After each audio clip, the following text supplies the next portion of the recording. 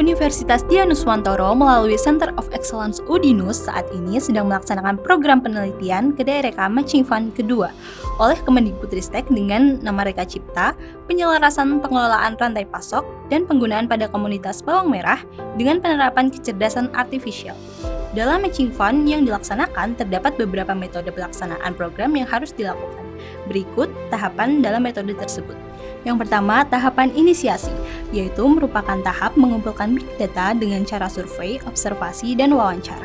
Dengan sasaran pengumpulan data meliputi petani, pengepul, distributor, dan konsumen bawang merah.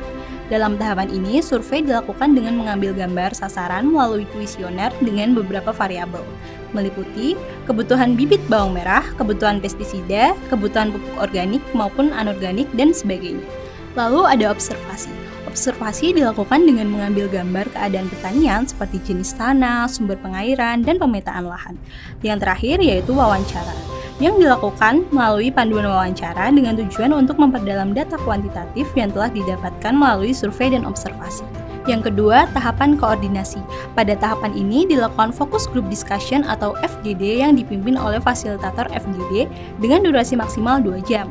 FGD dilakukan dengan kelompok petani, pedagang, dan pemerintah dengan maksimal peserta 15 orang di setiap kelompok.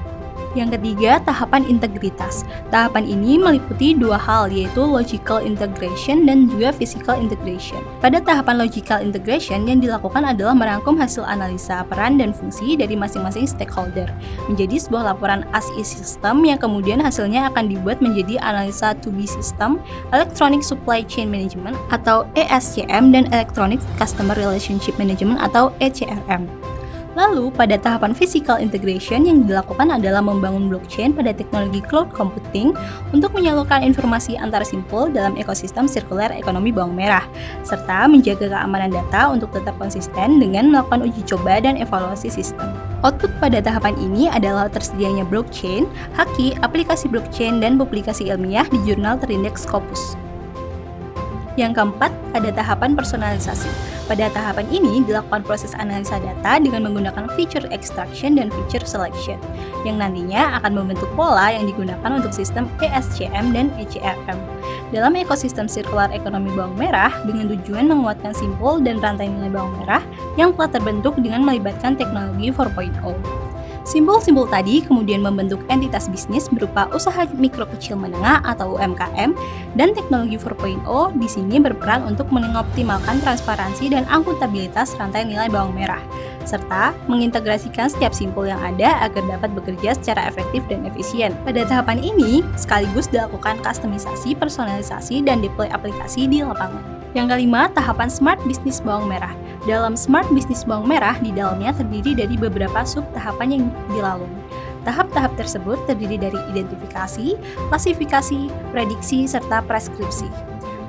Tahap identifikasi digunakan untuk melihat pola pertanian bawang merah secara otomatis, dinamis, dan aktual dengan bantuan data dari sensor IoT, citra satelit, drone, dan blockchain yang telah terpasang sebelumnya.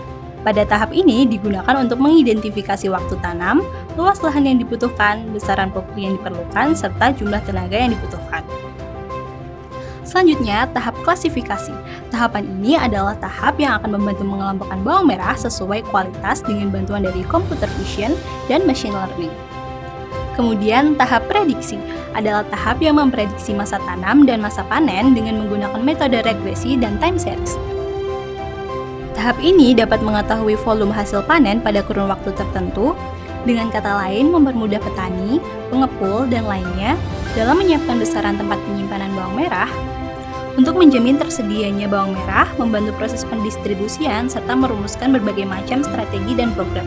Dan yang terakhir, tahap preskripsi. Tahap ini digunakan untuk merumuskan strategi dan program untuk mengoptimalkan supply dan demand di pasar, agar tidak terjadi oversupply dan undersupply menggunakan Dashboard Early Reminder System atau ERS. Nantinya ERS akan mengintegrasikan peran AI, IoT, dan data di lapangan dengan data pendukung seperti data dari BMKG dan pemerintah daerah. Lewat tahap ini diharapkan dapat mencegah permasalahan seperti gagal panen, harga jatuh, dan lain sebagainya yang sering dialami petani.